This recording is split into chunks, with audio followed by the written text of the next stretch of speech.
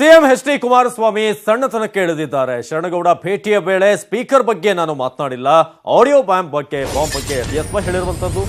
ಇದು CM HD. Kumaraswamy ಅವರ ಸಣ್ಣತನಕ್ಕೆ ಆ ರೀತಿಯಾಗಿ ಸಾಕ್ಷಿಯಾಗಿದೆ. ಅವರು ಶರಣಗೌಡ ಭೇಟಿಯ ವೇಳೆ ಸ್ಪೀಕರ್ ಬಗ್ಗೆ ಮಾತನಾಡಿಲ್ಲ, ಆಡಿಯೋ ಬಾಂಬ್ ಬಗ್ಗೆ ಬಿಎಸ್ವೈ ಹೇಳಿಕೆಯನ್ನ ಕೊಟ್ಟಿರೋದು. ನನ್ನ ಮಾತನ್ನ ಕಟ್ ಮಾಡಿ ಎಡಿಟ್ ಮಾಡಲಾಗಿದೆ. ಸ್ಪೀಕರ್ಗೆ 50 ಕೋಟಿ ನೀಡಿದ್ದಾಗಿ ತಾವು ಹೇಳೇ ಇಲ್ಲ ಅನ್ನೋ ರೀತಿಯಾಗಿ ಹೇಳಿದ್ದಾರೆ. ಸಿಎಂ ತಾವೇ ಕಳಿಸಿಕೊಟ್ಟಿದ್ದೆ ಅಂತ ಹೇಳಿದ್ದಾರೆ. ಹೀಗಾಗಿ ನಾನು ಈಗ ಭೇಟಿ ಒಪ್ಪಿಕೊಳ್ಳುತ್ತಿದ್ದೇನೆ. ಸ್ಪೀಕರ್ಗೆ 50 ಕೋಟಿ ನೀಡಿದ್ದಾಗಿ ನಾನು ಹೇಳಿಲ್ಲ, ಎಲ್ಲೂ ಕೂಡ ಆ ಮಾತನ್ನ ನಾನು ತಿಳಿಸಿದ್ದೇ ಇಲ್ಲ. ಸಿಎಂ ತಾವೇ ಕಳಿಸಿಕೊಟ್ಟಿದ್ದೆ ಅಂತ ಒಪ್ಕೊಂಡಿದ್ದಾರೆ. ಅದೇ ರೀತಿಯಾಗಿ ಈಗ ನಾನು ಕೂಡ ಭೇಟಿಯಾಗಿದ್ದನ್ನ ಒಪ್ಪಿಕೊಳ್ಳುತ್ತಿದ್ದೇನೆ ಅಂತ ಮಾಜಿ ಸಿಎಂ ಯಡಿಯೂರಪ್ಪನವರು ತಪ್ಪೊಪ್ಪಿಗೆಯ ಪಾರ್ಟ್ 2 ಇದು. ಕನ್ಫೆಷನ್ನ ಸೆಕೆಂಡ್ ಪಾರ್ಟ್. ಶರಣಗೌಡ ಬಂದಿದ್ದು ನಿಜ, ಭೇಟಿಯಾಗಿದ್ದು ನಿಜ, ಮಾತನಾಡಿದ್ದು ನಿಜ, ಮಲಗಿದ್ದವ್ರನ್ನ ಎದ್ದೇಳಿಸಿ ಮಾತನಾಡಿದ್ದು ನಿಜ. ಮಲಗಿದ್ದವನನ್ನ ಸ್ಪೀಕರ್ ಬಗ್ಗೆ ನಾನು ಒಂದು ಮಾತನ್ನು ಆಡಿಲ್ಲ. ಈಗ ಸ್ಪೀಕರ್ ಅವರ ಒಂದು ವಿಚಾರವನ್ನ ಇಟ್ಕೊಂಡು ಗಿರ್ಕಿ ಹೊಡಿತಿದ್ದಾರೆ ಯಡಿಯೂರಪ್ಪನವರು. ಸ್ಪೀಕರ್ ಬಗ್ಗೆ ನಾನು ಮಾತನಾಡಿಲ್ಲ, ಆದ್ರೆ ಶರಣಗೌಡನ್ನ ಭೇಟಿಯಾಗಿದ್ದು ನಿಜ, ಉಳಿದ ಎಲ್ಲಾ ಡೀಲಿಂಗ್ಗಳ ಬಗ್ಗೆ ಮಾತನಾಡಿರೋದು ನಿಜ ಅಂತ ಕಾಡ್ತಿದೆ. ಯಾಕಂದ್ರೆ ಸ್ಪೀಕರ್ ಬಗ್ಗೆ ನಾನು ಮಾತನಾಡಿದ್ರೆ ರಾಜಕೀಯ ನಿವೃತ್ತಿ, ನನ್ನ ಮಾತನ್ನ ಕಟ್ ಮಾಡಿ ಎಡಿಟ್ ಮಾಡಿದ್ದಾರೆ ಅನ್ನೋದನ್ನ. ಈಗ ತಾವು ಮಾತಾಡಿದ್ದನ್ನ ಕಟ್ ಮಾಡಿದ್ದಾನೆ ಶರಣಗೌಡ, ಉಳಿದಿದ್ದನ್ನ ಎಲ್ಲ ಕೂಡ ಅಲ್ಲಿ ಬೇಕಿದ್ದನ್ನ ಮಾತ್ರ ಕಟ್ ಮಾಡಿ ಇಟ್ಕೊಂಡು ಅಲ್ಲಿ ಪ್ಲೇ ಮಾಡಲಾಗಿದೆ. ಕೆಲವು ಭಾಗ ನಾನು ಮಾತನಾಡಿರ್ಬೋದು, ಅದು ನಿಜ, ಆದ್ರೆ ಉಳಿದಂಥದ್ದೆಲ್ಲ ಎಡಿಟ್ ಮಾಡಿರೋದು. ತನಿಖೆಯಿಂದ ಸತ್ಯಾಸತ್ಯತೆ ಹೊರಬರುತ್ತೆ ಅಂತ ಬಿಎಸ್ವೈ ಹೇಳಿದ್ದಾರೆ. ಆ ಮೂಲಕ ಒಂದ್ ಕಡೆ ನಾನು ಮಾತನಾಡಿದ್ ಹೌದು ಅಂತ ಕನ್ಫೆಸ್ ಕೂಡ ಮಾಡ್ತಿದ್ದಾರೆ. ಇನ್ನೊಂದು ಕಡೆ ಸ್ಪೀಕರ್ ಫ್ಯಾಕ್ಟರ್ನ ಹಿಡ್ಕೊಂಡು ಬಿಎಸ್ವೈ ಅವರು ಒಂದ್ ರೀತಿಯಾಗಿ ಈಗ ಅಡ್ಡಗೋಡಿಯಲ್ಲಿ ದೀಪ ಇಟ್ಟ ಹಾಗೆ ಮಾತಾಡ್ತಿದ್ದಾರೆ ಅನ್ನೋದು. ಕೆಲವು ಭಾಗ ನಾನು ಮಾತನಾಡಿರ್ಬೋದು ನಿಜ, ಆದ್ರೆ ತನಿಖೆಯಿಂದ ಸತ್ಯಾಸತ್ಯತೆ ಹೊರಬರುತ್ತೆ. ನಾನು ಭೇಟಿಯಾಗಿದ್ದು ಹೌದು, ಮಾತನಾಡಿದ್ದು ಹೌದು, ಆದ್ರೆ ಸ್ಪೀಕರ್ ಬಗ್ಗೆ ನಾನೇನು ಹೇಳಿಲ್ಲ. ಆಡಿಯೋ ಬಾಂಬ್ ಬಗ್ಗೆ ಬಿಎಸ್ ಯಡಿಯೂರಪ್ಪನವರ ಕನ್ಫೆಷನ್ ಪಾರ್ಟ್ 2.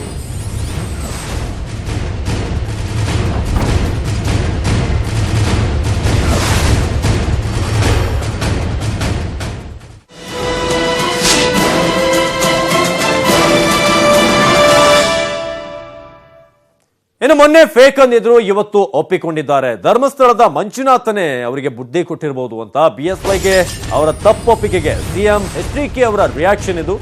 ಮೊನ್ನೆ ಅಷ್ಟೇ ಫೇಕ್ ಸಿನಿಮಾದವರು ಏನ್ ಬೇಕಾದ್ರೂ ಮಾಡ್ತಾರೆ, ಮಾಡಬಲ್ಲರು ಅಂತ ಹೇಳಿದ್ರು. ಇವತ್ತು ಅದನ್ನ ಒಪ್ಕೊಂಡಿದ್ದಾರೆ. ಧರ್ಮಸ್ಥಳದ ಮಂಜುನಾಥನೇ ಅವರಿಗೆ ಜ್ಞಾನೋದಯ ಆಗುವಂತೆ ಮಾಡಿರಬಹುದು ಅಂತ. ಇದು ಬಿಎಸ್ವೈ ಅವರ ಯೂಟರ್ನ್ ವಿಚಾರದಲ್ಲಿ ಸಿಎಂ ಎಚ್.ಡಿ.ಕೆ ರಿಯಾಕ್ಷನ್ ಇದು. ಮೊನ್ನೆ ಅಷ್ಟೇ ಸುದ್ದಿಗೋಷ್ಠಿಯಲ್ಲಿ ರಾಜಾರೋಷವಾಗಿ ಇದು ಮಿಮಿಕ್ರಿ ಅಂತ ಹೇಳಿದ್ರು. ಹಳೆ ಸರ್ಕನ್ನ ಇಟ್ಕೊಂಡು ಚರ್ಚೆಯನ್ನ ನಡೆಸ್ತಾರಂತೆ. ಯಡಿಯೂರಪ್ಪ ಲೂಟಿ ಮಾಡಿ ಹಣ ಇಟ್ಟಿದ್ದಾರೆ, ಅದೇ ರೀತಿಯಾಗಿ ನಾನು ಪ್ರಾದೇಶಿಕ ಪಕ್ಷ ನಡೆಸೋನು, ನನ್ನ ಬಳಿ ದುಡ್ಡಿಲ್ಲ ಅಂತ ಕೂಡ ಕುಮಾರಸ್ವಾಮಿ ಅವರು ಹೇಳಿದ್ದಾರೆ. ಬಿಎಸ್ವೈ ಅವರಿಗೆ ಧರ್ಮಸ್ಥಳದ ಮಂಜುನಾಥನೇ ಬುದ್ಧಿ ಕೊಟ್ಟಿರಬೇಕು. 8ನೇ ತಾರೀಕು ಮಿಮಿಕ್ರಿ ಇದೆಲ್ಲವೂ ಕೂಡ ಫೇಕ್ ಅಂತ ಹೇಳಿದ್ರು. ಇವತ್ತು ನಾನೇ ಮಾತನಾಡ್ತಿರೋದು ಅಂತ ಕೂಡ ಹೇಳಿದ್ದಾರೆ. ಈಗ ಹಳೆ ಸರ್ಕನ್ನ ಹಿಡ್ಕೊಂಡು ಚರ್ಚೆಯನ್ನ ಮಾಡ್ತಾರಂತೆ. ಯಡಿಯೂರಪ್ಪ ಲೂಟಿ ಮಾಡ್ಕೊಂಡಿರುವಂತಹ ಹಣವನ್ನ ಇಟ್ಟಿದ್ದಾರೆ, ನಾನು ಪ್ರಾದೇಶಿಕ ಪಕ್ಷವನ್ನು ನಡೆಸುವಂತವನು, ನನ್ನ ಬಳಿ ಹಣ ಇಲ್ಲ, ಹಾಗಾಗಿ ನಾನು ಯಾರಿಗೂ ಕೂಡ ಆಮಿಷನೂ ಕೊಡೋದಿಲ್ಲ, ಆಮಿಷ ಕೊಡುವಷ್ಟು ಸಾಮರ್ಥ್ಯ ಹಣ ನಮ್ಮ ಹತ್ರ ಇಲ್ಲ ಅನ್ನೋ ರೀತಿಯಾಗಿ ಎಚ್.ಡಿ. ಕುಮಾರಸ್ವಾಮಿ ಅವರು ಯಡಿಯೂರಪ್ಪನವರಿಗೆ ಟಾಂಗ್ ಕೊಟ್ಟಿದ್ದಾರೆ. ಅವರು ಲೂಟಿ ಹೊಡೆದಂತಹ ಹಣ ಬೇಕಾದಷ್ಟಿದೆ, ಅದಕ್ಕೋಸ್ಕರ 10, 20, 30 ಅಂತ ಆಫರ್ ಮಾಡ್ತಿದ್ದಾರೆ ಅಂತ ಎಚ್.ಡಿ. ಕುಮಾರಸ್ವಾಮಿ ಅವರು ಇದೀಗ ಆಡಿಯೋ ಬಾಂಬ್ ವಿಚಾರದಲ್ಲಿ ಈಗ ಹೇಳಿರೋದು.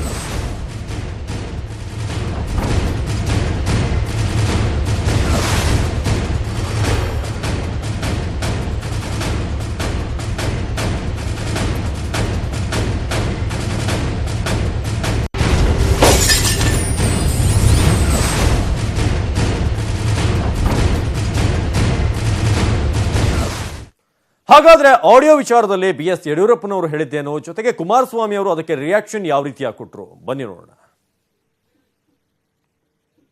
ಆಡಿಯೋನ ಉದ್ದೇಶಪೂರ್ವಕವಾಗಿ ಆ MLA ಮಗನನ್ನು ಕಳಿಸ್ಕೊಟ್ಟು ನಾನೇ ಕಳಿಸ್ಕೊಟ್ಟಿದ್ದೇನೆ ಅಂತ ಅವರು ಹೇಳಿ ಒಂದು ಷಡ್ಯಂತ್ರ ಮಾಡಿ ಈ ಕೆಲಸವನ್ನು ಮಾಡಿದ್ದಾರೆ. ಅವನು ಬಂದದ್ದು ನಿಜ, ರಾತ್ರಿ 12ವರೆಗೆ ಮನಗಿದ್ದವನು ಎಬ್ಸಿ ಕೆಲವು ನಿಮಿಷ ಮಾತನಾಡಿದ್ದು ನಿಜ. ಇದು ಒಂದು ಭಾಗ.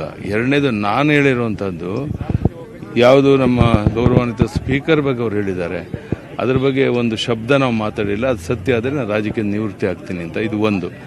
ಎರಡನೇದು, ಒಬ್ಬ ರಾಜ್ಯದ ಮುಖ್ಯಮಂತ್ರಿನೇ ಈ ಥರ ಬ್ಲ್ಯಾಕ್ ಮೇಲ್ ರಾಜಕಾರಣ ಮಾಡಿ MLA ಮಗನ ಕಳಿಸ್ಕೊಟ್ಟು ಅವರೇ ಫೋನ್ ಮಾಡಿ ಅಲ್ಲಿಂದ ರೆಕಾರ್ಡ್ ಮಾಡಿಸುವಂಥ ಹೀನ ಕೆಲಸವನ್ನು ಇದುವರೆಗೆ ರಾಜ್ಯದ ಇತಿಹಾಸದಲ್ಲಿ ಯಾರೂ ಮಾಡಿರಲಿಲ್ಲ. ಇದ್ರ ಬಗ್ಗೆ ಸಮಗ್ರ ತನಿಖೆ ಆದಾಗ ಸತ್ಯಾಸತ್ಯಗಳು ಹೊರಬರುತ್ತೆ, ಯಾರೇನು ಮಾತಾಡೋದು ಯಾರೇನಿಲ್ಲ ಅಂತ. ಅವನೇನು ಮಾಡಿದ್ದಾನೆ, ನಾವು ಮಾತಾಡೋದನ್ನು ರೆಕಾರ್ಡ್ ಮಾಡ್ಕೊಂಡಿದ್ದಾನೆ, ತಾನು ಮಾಡೋದನ್ನು ಕಟ್ ಮಾಡಿ ಈ ಥರ ಏನೋ ವಿಚಿತ್ರವಾದಂಥ ರೀತಿಯಲ್ಲಿ ಮಾಡಿಸಿದ್ದಾರೆ. ಯಡಿಯೂರಪ್ಪನವರು ಮೊನ್ನೆ ನಾನು ಹೇಳಲಿಲ್ಲ ಮಿಮಿಕ್ರಿ ಮಾಡಿದ್ದಾರೆ ಅಂದರೆ ಇವತ್ತು ಒಪ್ಕೊಂಡಿದ್ದಾರೆ.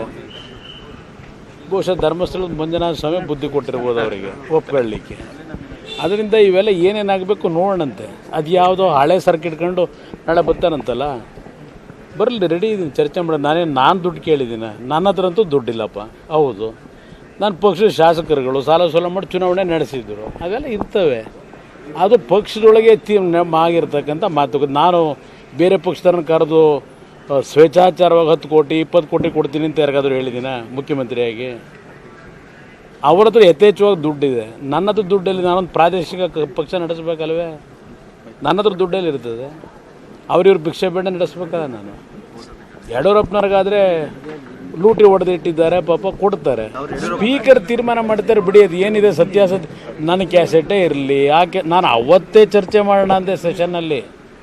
ಯಾವುದೋ ಬಂದಿದ್ದಿಲ್ಲ ನನ್ನ ಮೇಲೆ, ಈಗ ನಾಳೆ ಬೆಳಗ್ಗೆ ತರಲಿಕ್ಕೆ ಹೊರಟಿದ್ದಾರಲ್ಲ, ಆ ಸಬ್ಜೆಕ್ಟ್ ಬಂದಾಗಲೇ ವಿಧಾನಸಭೆಯಲ್ಲಿ ನಾನೇ ರೈಸ್ ಮಾಡಿದ್ದೀನಿ, ಚರ್ಚೆ ಮಾಡೋಣ ಇದನ್ನು ಅಂತ. ಸುಭಾಷ್ ಗುತ್ತೇದಾರಿಗೆ ನಾನೇನು ಯಾವುದು ಮುಚ್ಚಿಡೋನಲ್ಲ. ಹೌದಪ್ಪ, ಒಂದು ಅರ್ಜಿ ಕೊಡೋಕೆ ಬಂದರು. ನೀನು ನನ್ನ ಜೊತೆಲೇ MLA ಆದನು, ನನ್ನ ಪಕ್ಷದಲ್ಲೇ ಇದ್ದನು, ಅವ್ರು ಯಾರೋ ಕರೆದ್ರು ಅಂತ ಹೋಗಿ ಈಗ ಅರ್ಜಿ ಇಟ್ಕೊಂಬಂದಿದೆಯಲ್ಲ, ನೀನೇ ಮಂತ್ರಿಯಾಗಿ ನೀನೇ ಆದೇಶ ಮಾಡೋಕ್ಕೆ ಅವಕಾಶ ಇದ್ದು ಕಳ್ಕೊಂಡಲ್ಲಪ್ಪ ಅಂದೆ. MLA ಮಗನನ್ನು ಕಳಿಸ್ಕೊಟ್ಟು ನಾನೇ ಕಳಿಸ್ಕೊಟ್ಟಿದ್ದೇನೆ ಅಂತ ಅವರು ಹೇಳಿ ಒಂದು ಷಡ್ಯಂತ್ರ ಮಾಡಿ ಈ ಕೆಲಸವನ್ನು ಮಾಡಿದ್ದಾರೆ. ಅವನು ಬಂದದ್ದು ನಿಜ, ರಾತ್ರಿ 12:30 ಮನಗಿದ್ದವನು ಎಬ್ಸಿ ಕೆಲವು ನಿಮಿಷ ಮಾತನಾಡಿದ್ದು ನಿಜ. ಇದು ಒಂದು ಭಾಗ. ಎರಡನೇದು ನಾನು ಹೇಳಿರುವಂಥದ್ದು ಯಾವುದು ನಮ್ಮ ಗೌರವಾನ್ವಿತ ಸ್ಪೀಕರ್ ಬಗ್ಗೆ ಅವ್ರು ಹೇಳಿದ್ದಾರೆ, ಅದ್ರ ಬಗ್ಗೆ ಒಂದು ಶಬ್ದ ನಾವು ಮಾತಾಡಿಲ್ಲ. ಅದು ಸತ್ಯ ಆದರೆ ನಾನು ರಾಜಕೀಯ ನಿವೃತ್ತಿ ಆಗ್ತೀನಿ ಅಂತ. ಇದು ಒಂದು. ಎರಡನೇದು, ಒಬ್ಬ ರಾಜ್ಯದ ಮುಖ್ಯಮಂತ್ರಿನೇ ಈ ಥರ ಬ್ಲ್ಯಾಕ್ ಮೇಲ್ ರಾಜಕಾರಣ ಮಾಡಿ MLA ಮಗನ ಕಳಿಸ್ಕೊಟ್ಟು ಅವರೇ ಫೋನ್ ಮಾಡಿ ಅಲ್ಲಿಂದೇ ರೆಕಾರ್ಡ್ ಮಾಡಿಸುವಂಥ ಹೀನ ಕೆಲಸವನ್ನು ಇದುವರೆಗೆ ರಾಜ್ಯದ ಇತಿಹಾಸದಲ್ಲಿ ಯಾರೂ ಮಾಡಿರಲಿಲ್ಲ. ಇದ್ರ ಬಗ್ಗೆ ಸಮಗ್ರ ತನಿಖೆ ಆದಾಗ ಸತ್ಯಾಸತ್ಯಗಳು ಹೊರಬರುತ್ತೆ, ಯಾರೇನು ಮಾತಾಡೋದು ಯಾರೇನಿಲ್ಲ ಅಂತ. ಅವನೇನು ಮಾಡಿದ್ದಾನೆ, ನಾವು ಮಾತಾಡೋದನ್ನು ರೆಕಾರ್ಡ್ ಮಾಡ್ಕೊಂಡಿದ್ದಾನೆ, ತಾನು ಮಾಡೋದನ್ನು ಕಟ್ ಮಾಡಿ ಈ ಥರ ಏನೋ ವಿಚಿತ್ರವಾದಂಥ ರೀತಿಯಲ್ಲಿ ಮಾಡಿಸಿದ್ದಾರೆ. ಇವತ್ತು ಒಪ್ಕೊಂಡಿದ್ದಾರೆ. ಬಹುಶಃ ಧರ್ಮಸ್ಥಳದ ಮಂಜುನಾಥ ಸ್ವಾಮಿ ಬುದ್ಧಿ ಕೊಟ್ಟಿರ್ಬೋದು ಅವರಿಗೆ ಒಪ್ಕೊಳ್ಳಿಕ್ಕೆ. ಅದರಿಂದ ಇವೆಲ್ಲ ಏನೇನಾಗಬೇಕು ನೋಡೋಣಂತೆ. ಅದು ಯಾವುದೋ ಹಳೆ ಸರ್ಕ್ ಇಟ್ಕೊಂಡು ನಾಳೆ ಬರ್ತಾರಂತಲ್ಲ, ಬರಲಿ, ರೆಡಿ ಇದ್ದೀನಿ, ಚರ್ಚೆ ಮಾಡೋದು. ನಾನು ದುಡ್ಡು ಕೇಳಿದ್ದೀನಿ, ನನ್ನ ಹತ್ರ ಅಂತೂ ದುಡ್ಡಿಲ್ಲಪ್ಪ. ಹೌದು, ನನ್ನ ಪಕ್ಷದ ಶಾಸಕರುಗಳು ಸಾಲ ಸೋಲ ಮಾಡಿ ಚುನಾವಣೆ ನಡೆಸಿದ್ರು, ಅವೆಲ್ಲ ಇರ್ತವೆ. ಅದು ಪಕ್ಷದೊಳಗೆ ಆಗಿರ್ತಕ್ಕಂಥ ಮಾತುಕತೆ. ನಾನು ಬೇರೆ ಪಕ್ಷದವ್ರನ್ನ ಕರೆದು ಸ್ವೇಚ್ಛಾಚಾರವಾಗಿ 10 ಕೋಟಿ 20 ಕೋಟಿ ಕೊಡ್ತೀನಿ ಅಂತ ಯಾರಿಗಾದ್ರೂ ಹೇಳಿದ್ದೀನ ಮುಖ್ಯಮಂತ್ರಿಯಾಗಿ? ಅವ್ರ ಹತ್ರ ಯಥೇಚ್ಛವಾಗಿ ದುಡ್ಡಿದೆ, ನನ್ನ ಹತ್ರ ದುಡ್ಡಲ್ಲಿ ನಾನೊಂದು ಪ್ರಾದೇಶಿಕ ಪಕ್ಷ ನಡೆಸಬೇಕಲ್ವೇ?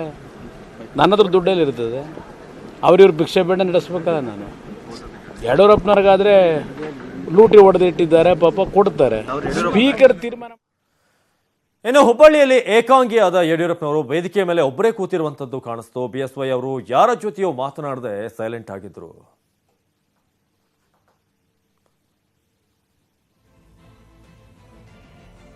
ಮೋದಿ ಕಾರ್ಯಕ್ರಮಕ್ಕೆ ಈಗ ಏನು ಪ್ರಿಪರೇಷನ್ಗಳಾಗ್ತಿದೆ ಹುಬ್ಬಳ್ಳಿಯಲ್ಲಿ, ಅಲ್ಲಿ ಈಗ ನೀವು ನೋಡ್ತಿದ್ರಿ ವೇದಿಕೆಯಲ್ಲಿ ಏಕಾಂಗಿಯಾಗಿ BSY ಅವರು ಕೂತಿರುವಂತದ್ದು. ಯಾರ ಜೊತೆ ಕೂಡ ಅವರು ಮಾತನಾಡಲಿಲ್ಲ. KLE ಮೈದಾನ ಹುಬ್ಬಳ್ಳಿಯಲ್ಲಿ ಈಗಾಗಲೇ ಸಂಜೆ ಮೋದಿ ಅವರ ಸಮಾವೇಶಕ್ಕೆ ಸಿದ್ಧತೆ ಆಗ್ತಿದೆ. ಆದರೆ ವೇದಿಕೆಯಲ್ಲಿದ್ದಂಥ ಚೇರ್ನಲ್ಲಿ ಸೈಲೆಂಟ್ ಆಗಿ ಒಬ್ಬರೇ ಕೂತು ಯೋಚನೆ ಮಾಡ್ತಿರುವಂತಹ ದೃಶ್ಯಗಳು ಕಾಣ್ತು. ಯಾರೂ ಕೂಡ ಅಲ್ಲಿ ಉಳಿದಂಥ ನಾಯಕರಿರಲಿಲ್ಲ. ಯಾರ ಜೊತೆಯೋ ಮಾತನಾಡದೆ ಅವರು ಇದ್ದಂತ ಕಾಣ್ತಿತ್ತು. ಯಾಕಂದ್ರೆ ಯಾವಾಗಲೂ ಯಡಿಯೂರಪ್ಪ ಇರಬೇಕಾದ್ರೆ ಸುತ್ತಮುತ್ತ ಒಂದಷ್ಟು ನಾಯಕರು ಇರ್ತಾರೆ. ಆದರೆ ಇವತ್ತು ಮಾತ್ರ ಯಡಿಯೂರಪ್ಪನವರು ಏಕಾಂಗಿಯಾಗಿ ಪರಿಶೀಲನೆಯಲ್ಲಿ ಮಾಡ್ತಾ ಇದ್ರು, ಸ್ಟೇಜ್ ಸುತ್ತ ವೀಕ್ಷಣೆ ಮಾಡ್ತಾ ಇದ್ರು.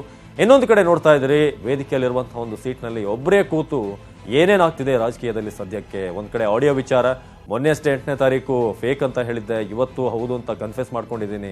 ಈ ರೀತಿಯಾಗಿ ಹಲವಾರು ಯೋಚನೆಗಳು ಓಡಾಡ್ತಿರ್ಬೋದು. ಜೊತೆಗೆ ಸಂಜೆ ಕಾರ್ಯಕ್ರಮದ ಬಗ್ಗೆ ಒಂದಷ್ಟು ಯೋಚನೆಗಳು, ಏನೇನು ಮಾತಾಡಬೇಕು, ಜೊತೆಗೆ ಮೋದಿ ಅವರ ಸ್ವಾಗತಕ್ಕಾಗಿ ಏನೇನಾಗಬೇಕು ಅನ್ನೋದು.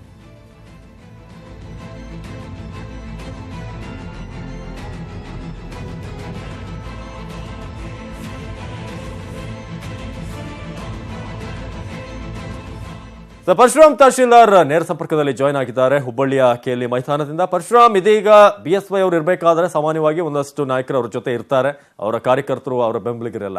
ಆದ್ರೆ ಇವತ್ತು ಒಬ್ಬರೇ ಕಾಣ್ತಾ ಇದ್ರು. ಯಾವ ಸಂದರ್ಭದಲ್ಲಿ ಇದು ಏನೇನಾಗ್ತಿತ್ತು ಅಲ್ಲಿ ಅಂತ?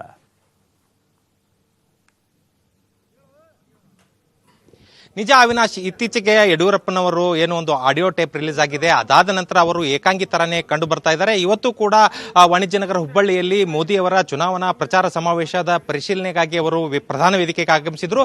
ಏನು ಗಬ್ಬೂರು ಬಳಿಯ KLE ಮೈದಾನದಲ್ಲಿ ಈ ಒಂದು ವೇದಿಕೆ ಇದೆ. ಈ ವೇದಿಕೆ ಬಳಿ ಆಗಮಿಸಿ ಏನು ಈ ಸಿದ್ಧತೆಗಳ ಬಗ್ಗೆ ಪರಿಶೀಲನೆ ಮಾಡುವಾಗ ಅವರು ಏಕಾಂಗಿಯಾಗಿಯೇ ಕಂಡು ಬಂದರು. ವೇದಿಕೆ ಮೇಲೆ ಅವರು ಏಕಾಂಗಿಯಾಗಿಯೇ ಕೂತಿದ್ರು. ಅವರ ಜೊತೆಗೆ ಜಗದೀಶ್ ಶೆಟ್ಟರ್, ಬಸವರಾಜ ಬೊಮ್ಮಾಯಿ ಸೇರಿದಂತೆ ವೇಣುಗೋಪಾಲ್ ಅವರು ಇದ್ರು ಕೂಡ ಅವರು ಬೇರೆಡೆ ತೆರಳಿದ್ದು ಕಂಡು ಬಂತು. ಅವರೆಲ್ಲರನ್ನ ಹೊರತುಪಡಿಸಿ ಸ್ವಲ್ಪ ಚಿಂತಾಕ್ರಾಂತರಾದಂತೆ ಕಂಡು ಬಂದಂತಹ ಯಡಿಯೂರಪ್ಪನವರು ಒಬ್ಬರೇ ವೇದಿಕೆ ಮೇಲಿರುವಂತಹ ಒಂದು ಚೇರ್ ಮೇಲೆ ಆಸೀನರಾಗಿದ್ದು ಕಂಡು ಬಂತು. ಏನು ಅದೇ ಸಂದರ್ಭದಲ್ಲಿ ಮಾತನಾಡಿದಂತಹ ಯಡಿಯೂರಪ್ಪನವರು ಕೂಡ ಏನು ಬೆಳಗ್ಗೆ ಹುಬ್ಬಳ್ಳಿ ವಿಮಾನ ನಿಲ್ದಾಣಕ್ಕೆ ಆಗಮಿಸುತ್ತಿದ್ದಂತೆ ಸ್ವಲ್ಪ ವಿಚಲಿತರಾಗಿದ್ರು. ಅವರು ನಿನ್ನೆ ಬಿಡುಗಡೆ ಆದಂತಹ ಆಡಿಯೋ ಟೇಪ್ ಸುಳ್ಳು ಅಂತ ಹೇಳಿದವರು ಏಕಾಏಕಿಯಾಗಿ ಅದು ನನ್ನದೇ ಧ್ವನಿ ಅಂತ ಹೇಳಿದ್ರು. ಅದಾದ ನಂತರ ಏನು ಆ ಧ್ವನಿಯಲ್ಲಿದೆ ಕೆಲವೊಂದು 50% ಮಾತ್ರ ಸತ್ಯ ಇದೆ, ಇನ್ನರ್ಧ ಸುಳ್ಳು ಇದೆ. ಕುಮಾರಸ್ವಾಮಿ ಅವರೇ ಇದು ಪ್ರಾಯೋಜಿತವಾದಂತಹ ಆಡಿಯೋ ಟೇಪ್ ಇದಾಗಿದೆ. 12:30 ಗಂಟೆಗೆ ರಾತ್ರಿ ಏನು ಕಳಿಸದ ಶರಣಗೌಡನನ್ನ ನನ್ನ ಮನೆಗೆ ಕಳಿಸಿದ್ರು. ಅವರು ಮಾತಾಡಿದಂತಹ ವಿಷಯಗಳನ್ನ ಬಿಟ್ಟು ನಾನು ಮಾತಾಡಿದ ಕೆಲವು ವಿಷಯಗಳನ್ನ ಅದರಲ್ಲಿ ಸೇರಿಸಿದ್ದಾರೆ. ಸ್ಪೀಕರ್ಗೆ ಹಣ ಕೊಡ್ತೇನೆ ಅನ್ನುವಂತಹ ಯಾವುದೇ ಹೇಳಿಕೆಯನ್ನ ನಾನು ಕೊಟ್ಟಿಲ್ಲ, ಆ ಹೇಳಿಕೆಯನ್ನ ಅದರಲ್ಲಿ ಆಡ್ ಮಾಡಲಾಗಿದೆ ಅನ್ನುವಂತಹ ಮಾತನ್ನ ಯಡಿಯೂರಪ್ಪನವರು ಹೇಳಿದ್ರು.